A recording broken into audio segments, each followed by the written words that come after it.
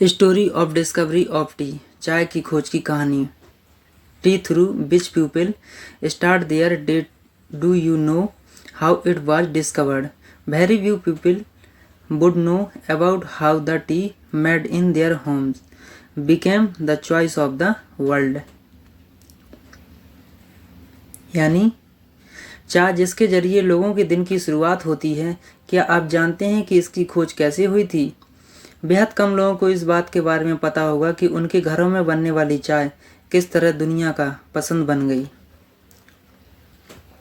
According to media reports, tea was discovered about 4,700 years ago, i.e. 2700 BC, but then it used to be only a royal drink. Only kings used to drink it. Actually, tea was discovered by mistake। यानी media reports की माने तो लगभग 4700 साल पहले यानी 2700 ईसा पूर्व चाय की खोज हो चुकी थी, लेकिन तब यह सिर्फ शाही पेय हुआ करती थी। इसे सिर्फ राजा ही पीते थे। असल में चाय की खोज गलती से हुई। According to media reports, Shen Nung, the second king of East China, accidentally discovered tea. Actually, it happened that Shen had a habit of drinking hot water.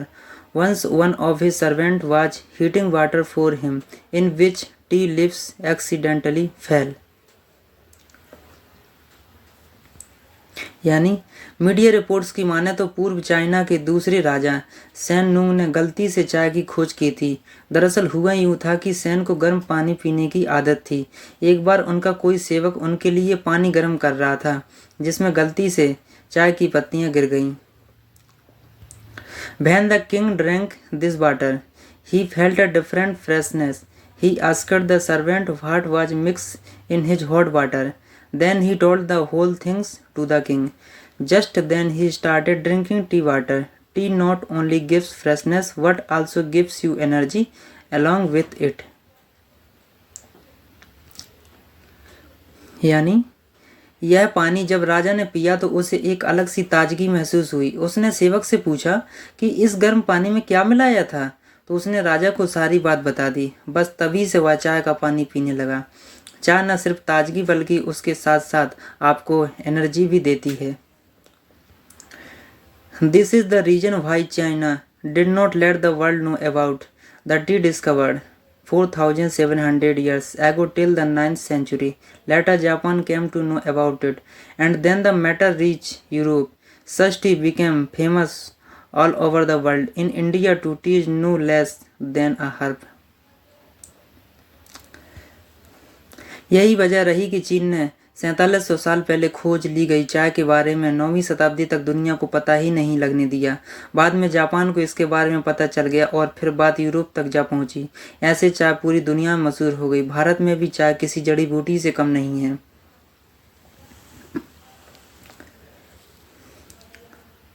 If there is a headache, then strong tea.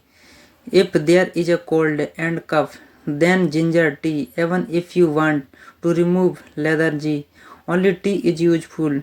Tea has been created and settled in everyday life here। People's day just does not start without it।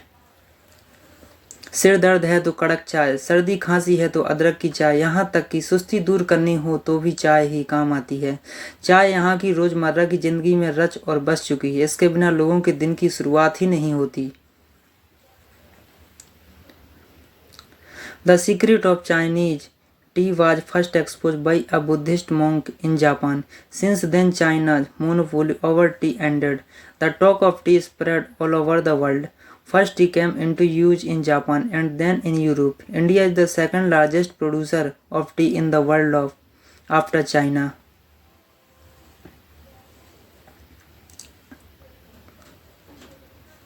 चीन के चाय के राज को एक बौद्ध भिक्षु ने सबसे पहले जापान में जाकर उजागर कर दिया। उसके बाद से चाय से चीन का एकाधिकार खत्म हो गया। पूरी दुनिया में चाय की बात फैल गई। पहले जापान और फिर यूरोप को चाय इस्तेमाल में आ गई। चीन के बाद दुनिया में चाय के मामले में भारत का दूसरा नंबर है।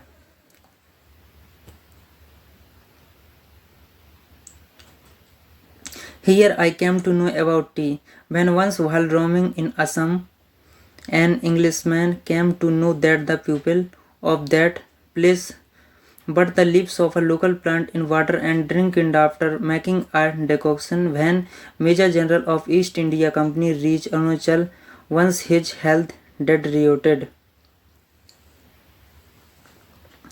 यहाँ चाय के बारे में तब मालूम पड़ा जब एक बार असम में घूमते हुए एक अंग्रेज को पता चला कि वहाँ के लोग पानी में किसी लोकल पौधे की पत्तियाँ डालकर उसका काढ़ा बनाकर पीते हैं। जब ईस्ट इंडिया कंपनी के मेजर जनरल अरुणाचल पहुंचे तो एक बार उनकी तबीयत खराब हो गई। So the people there offer him tea as a medicine. Then this thing came to the fore. Let the tea leaves were sent to the botanical garden in Kolkata, and after 2 rounds of testing, it was finally identified as Assam tea. This incident is from 1831 to 1834. तो वहाँ के लोगों ने उनको दवा के तौर पर चाय पेश की, तब यह बात खुलकर सामने आई। इसके बाद में कोलकाता में बोटेनिकल गार्डन में भेजा चाय की पत्तियाँ भेजी गईं और चाय के 2 दौर के बाद आखिर में उसे असम टी के रूप में पहचान मिली। यह घटना 1831 से 1834 के बीच की है। 16 states produce tea in India. Very few people in the country would be aware that 16 states of India are producing in tea.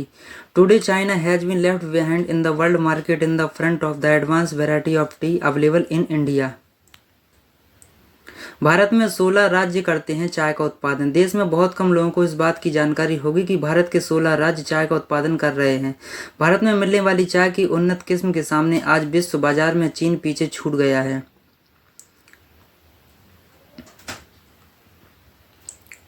In India, tea is grown in Assam, West Bengal, Sikkim, Arunachal Pradesh, Tripura, Nagaland, Manipur, Mizoram, Meghalaya, Tamil Nadu, Kerala, Karnataka, Bihar, Himachal Pradesh, Uttarakhand and Orissa.